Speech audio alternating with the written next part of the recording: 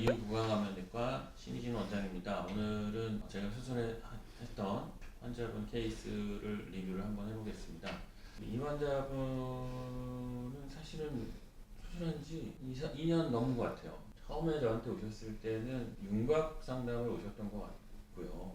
사실은 환자가 원하는 개선하고 싶은 내용들이 양악수술이 아니면 안 되는 내용을 가지고 오셨더라고요. 그래서 제가 말씀드렸죠. 네, 그런 부분은 윤곽 수술로는 되지 않는 거고 양악 수술로 개선이 필요하다. 근데 사실은 이 환자분이 뭐 그렇게 또 못생긴 얼굴도 아니고 예쁘신 얼굴인데, 근데 본인이 생각하는 바가 분명하게 정해져 있었어요. 그러니까 저 얼굴 중심이 좀 더 대칭이 맞았으면 좋겠고, 입체적인 어떤 형태, 그런 것들이 사실은 윤곽 수술로는 한계가 있는 부분이기 때문에 그거를 제가 솔직하게 말씀을 드렸고요. 그래서 최종적으로는 양악 수술을 진행하게 되었습니다. 그래서 수술 전에 얼굴을 보면은 아주 경미하게 비대칭이 있어요. 약간 틀어진 느낌이 있고, 그래서 이 환자분은 지금 전체적으로 이쪽 얼굴이 더 크고요. 그리고 입꼬리가 높이가 약간 다르고 턱끝 중심이 전체적으로 C자의 반대 형태의 이렇게 휘어있는 이 얼굴형을 보여주고 있습니다. 정면에서 봤을 때.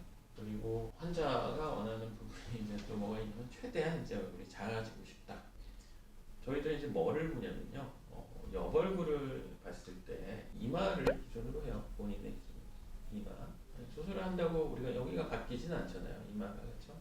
그래서 본인의 이마에 대비했을 때 턱끝이 어디에 있냐, 전후방적으로 어디에 있냐, 그런 걸 보는 거고, 또 윗입술과 아랫입술의 관계를 봅니다. 윗입술이 앞에 있냐, 아랫입술이 앞에 있냐, 뭐 앞에 있으면 얼마나 앞에 있냐, 이런 것들을 보는 거고, 그 다음에 코하고 주로 이제 하안모라고 하는 부분이죠. 코 밑에, 코 바로 밑에서부터 턱 끝까지의 이 부분이 다른 얼굴과 이루는 각도를 봅니다. 그래서 우리가 흔히 입체적이다, 뭐 그런 얘기를 하는 부분이 뭐냐면, 이 하안모의 각도가 몇 도 정도가 되느냐, 그걸 보는 거고요.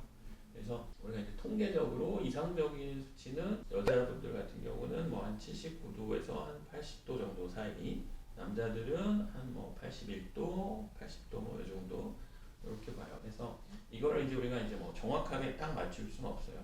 수술 전 상태가 여기에서 이제 얼마나 벗어나 있는지 이거를 보고 우리가 이제 수술했을 때 변화할 양이 어느 정도 있겠구나 라고 예측을 할 수 있는 거고, 이분 같은 경우는 사실은 그 부분에서 어느 정도 나와 있는 부분이 있었기 때문에 저희가 이제 이렇게 수술을 해서 각도를 바꿔준 거예요. 지금 수술 전에는 보면은 약간 이런 형태의 느낌이죠. 근데 수술 후에 약간 이렇게 해서 흔히 뭐 입체적이라는 얼굴이 이제 이루어진 거고요. 저는 사실은 뭐 양악 수술만으로 결과가 날 수 있다면 제일 좋다고 봐요. 근데 대부분의 경우는 뭐냐면, 우리 특히나 SSR 같은 경우는 수술했을 때 이런 단차 부분들이 생기게 되고요. 그런 부분들을 이제 좀 다듬어 줄 필요가 있는 경우가 대부분입니다. 그래서 윤곽 수술을 보통 같이 진행을 하게 되고요. 턱의 윤곽에 대해서는 뭐 이제 사각턱 쪽을 다듬어 줘야 되는 경우가 많고, 그 다음에 앞턱에서도 볼륨 조절이 필요한 경우가 많아요. 그래서 들어간 턱에 맞춰서 볼륨을 추가적으로 더 줄이는 경우도 있고, 반대로 전체적인 이 하안모의 볼륨이 줄었는데 턱끝이 또 너무 많이 줄었다. 그런 경우에는 오히려 이제 턱끝을 좀 빼주는 경우도 있습니다. 그래서 그런 식으로 이제 맞춰주고요.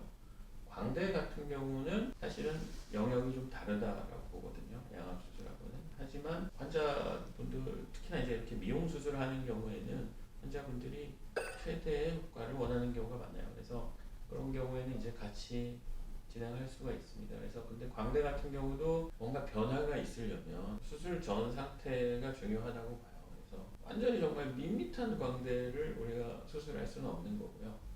그래서 우리가 수술했을 때 여기에 이제 볼륨을 줄이는 건데, 사실은 아무리 광대가 크다 그래도 이게 안아 측에서 광대 쪽으로 이행되는 이 뼈의 곡선이 방사상으로 이렇게 퍼지는 형태라면은 그런 경우들은 오히려 이제 좀 더 효과가 많다라고 보는 거고요. 그래서 이 환자 같은 경우도 좀 줄여줄 부분이 보였기 때문에 수술을 같이 진행을 했고요.